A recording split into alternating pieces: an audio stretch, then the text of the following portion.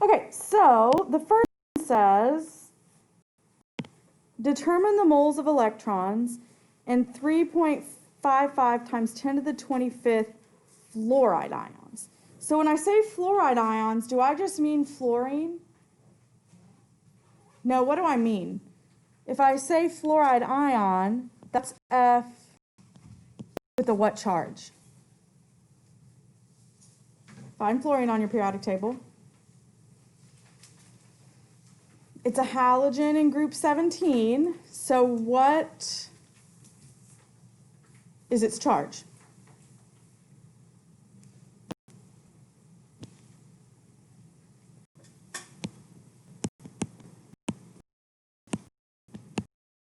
What happens to it when it forms an ion?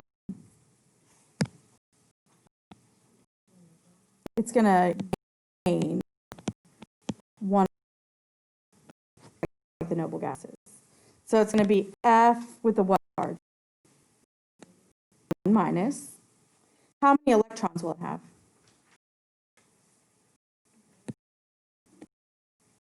10. 9 is neutral. If it's a fluoride ion, it's going to have 10. So one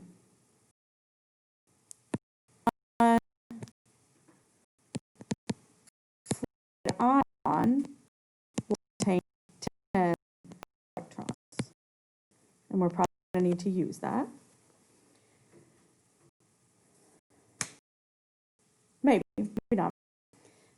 So we're given we're given the number of fluoride ions. So let's start with that. 355 times 10 to the 25th ions. Do we agree? And what are we asked to find? Moles of electrons. So you do have choices with how you work this one. You can use first Avogadro's number and go from fluoride ions to moles of fluoride ions, and then go moles of fluoride ions to moles of electrons. Or you can go fluoride ions to number of electrons, using this one fluoride ion is 10 electrons. What are your preference? Avogadro's number first or second? First? Okay. So if we do it first, we're going to say 6.02 times 10 to the 23rd fluoride ion is equal to what? 1 mole fluoride ion. So if I stop,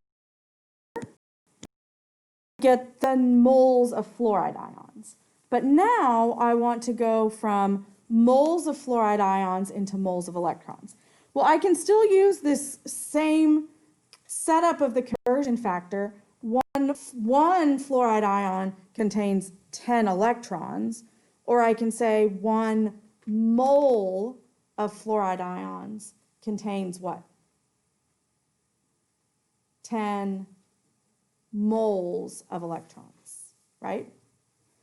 So let's write that in. So 1 mole of fluoride ion contains 10 moles of electrons.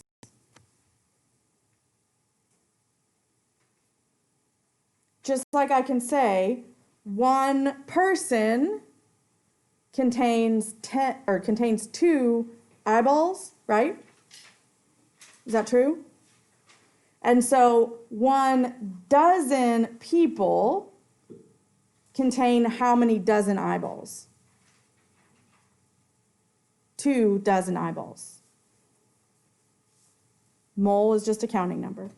So let's work this out. Please practice typing this into your calculator.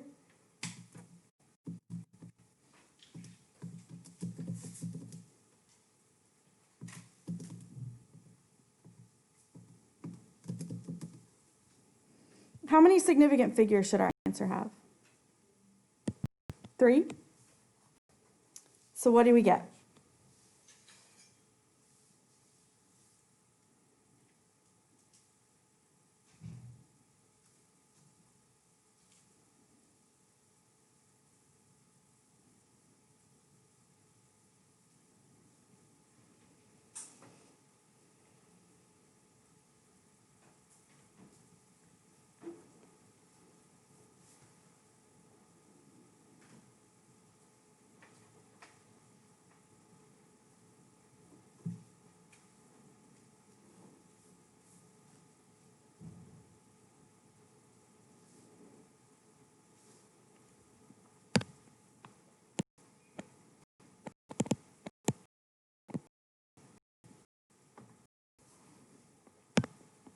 You should get, before rounding, 189.5.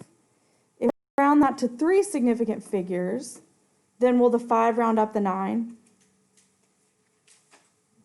Yes. So what will it round it to? 590. I need to put at the end of that number a decimal point to communicate what?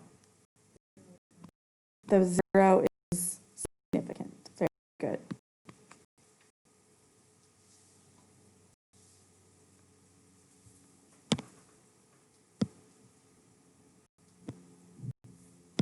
Okay, let's look at the next one. So on the next one, you're asked to determine the number of protons and electrons contained in 7.8 grams of potassium metal. So this one, we're not going to moles of protons, we're going to number. So we want the total number of protons and electrons.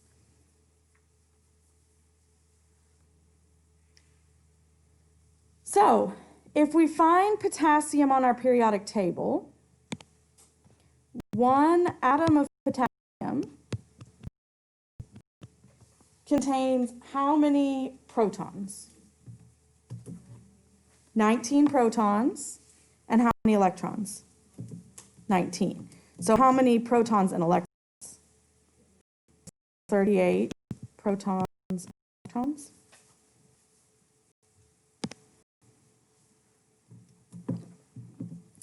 Now, when I see this conversion factor, I can say in one atom, one single atom of potassium, there are 38 protons and neutrons, right?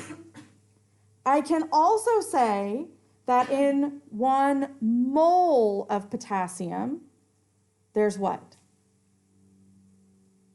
38 moles of protons and electrons. So I can use it whichever way I need to. Number of the particle and number of the subatomic particle, or moles of the particle and moles of the subatomic particle. So let's set it up.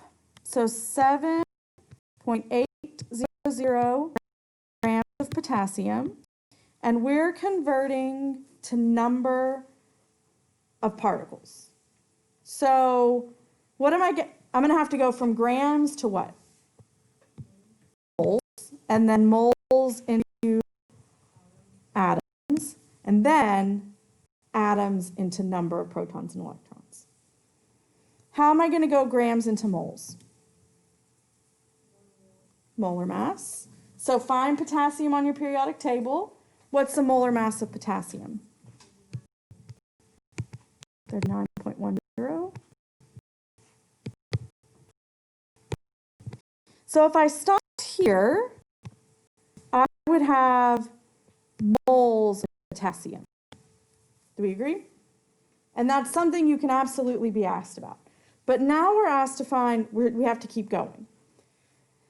So next I'm going to go from moles of potassium into atoms of potassium. So what am I going to use for that conversion factor? Avogadro's number.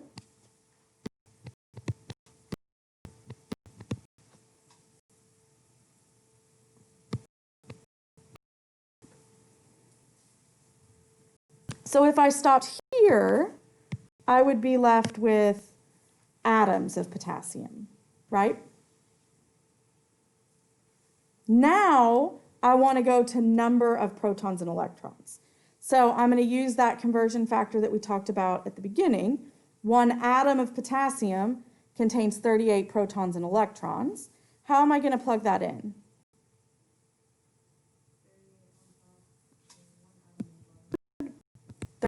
Protons, electrons on top, and one atom of potassium on the bottom. What cancels out at this point? Atoms of potassium. Good. And I'm left with number of protons and electrons, which is what I want. So let's work it out. How many significant figures should your answer have? 4. Why 4? Because the measured value in the problem has 4, and that's what we're going to base the number of significant figures that we answer with on.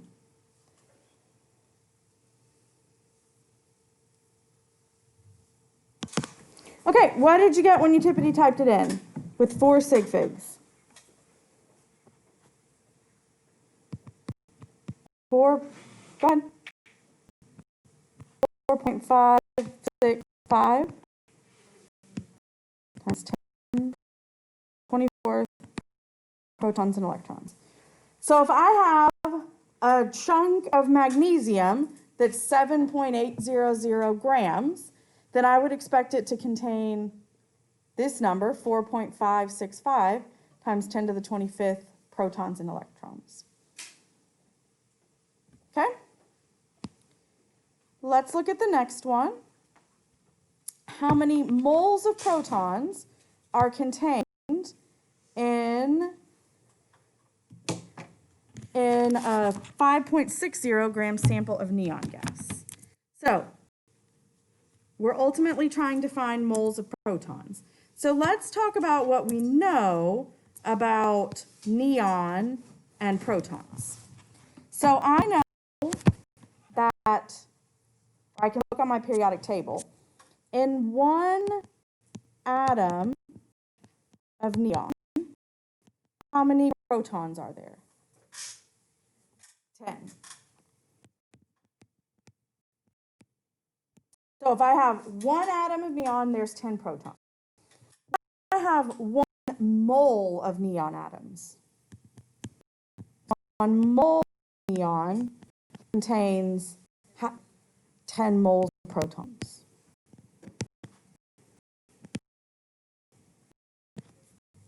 So that's what I mean when I say we can take the particle, the number, and how many total subatomic particles, or moles and moles.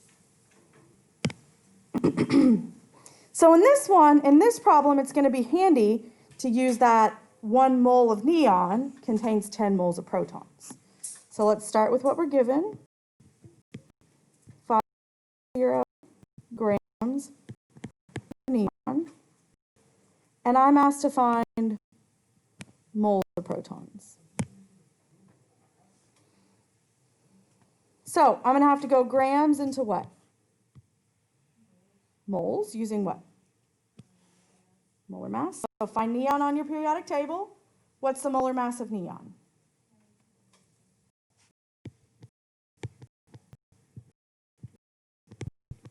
And that's equal to 1 mole of neon. I set up with grams of the molar mass on the bottom.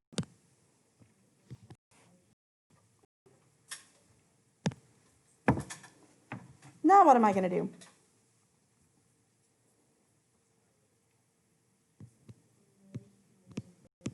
Good. 1 mole of neon contains moles of protons. Very good. Then we're going to work it out. How many significant figures should our answer have? 3, because 5.60 has 3.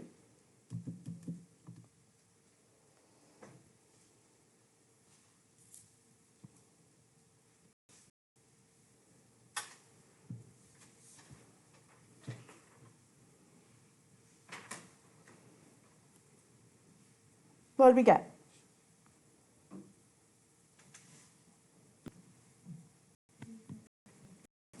2.78 moles of protons. Good. Okay. I'm going to let you guys try question 4. It is, we haven't worked one that goes in exactly this order, but you have all of the skills that you need. Okay, let's go over this one together. What are we asked to find? Mass. And what are we given? We're given the number of electrons. That's a weird way to think about it, but it does kind of complete the circle of things that we've talked about. So if we want to know what mass of carbon or what mass of an element contains a certain number of subatomic particles, we can calculate that. So we're told we want to know what mass of carbon contains 5.79 times 10 to the 28 electrons.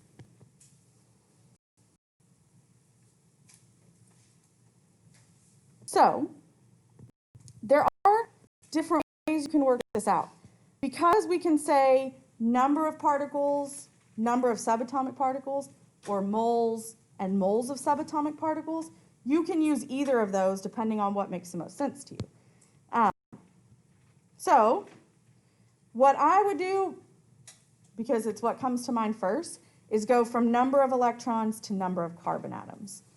So in one atom of carbon, how many electrons are there? There's 6 electrons.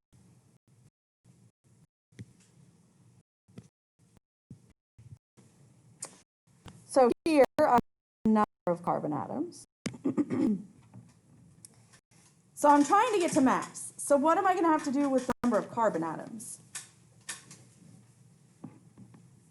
I'm going to have to go to moles. How am I going to go from carbon atoms to moles? Avogadro's number. Is it going to be on the top or bottom?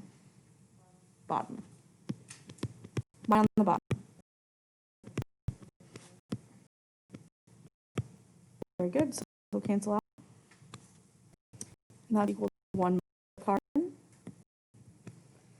if I stopped here, I would have moles of carbon. I want grams of carbon, so how can I go from moles of carbon to grams of carbon? Molar mass. So find carbon on your periodic table. What's the molar mass? Good. So 1 carbon mass of 12.01 grams. I set it up this way so that moles of carbon cancel out.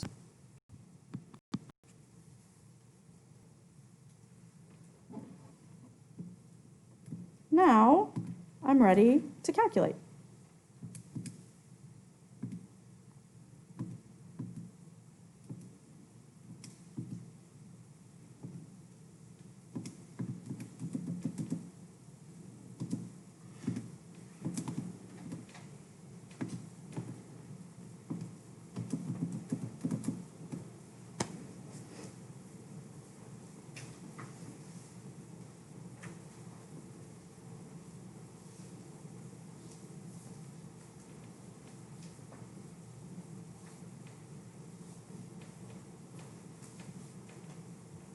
How many significant figures should our answer have? 3 sig figs. So when I look at my calculator, I get 1, 9, 2, 4, 5, 5. So the 1 is the first sig fig, then 9, then the 2. So am I just going to report my answer as 192? No. What do I need at the end? I need 3 placeholder zeros. I need 1, 9, 2, 0, 0, 0. Am I going to draw a decimal point in at the end? No. Why? That would communicate to people who looked at your number that the ending zeros were significant, but they're not. I have to have them there because they're placeholders, but they aren't significant. So that many grams of carbon. You could also write that in scientific notation. which would be 1.92 times 10 fifth grams of carbon.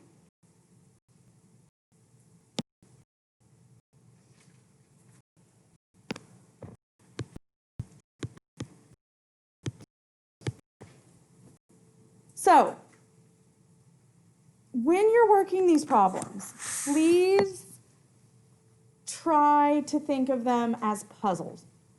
And don't get frustrated if you have to take a second and piece together what you need to work out the problem, okay?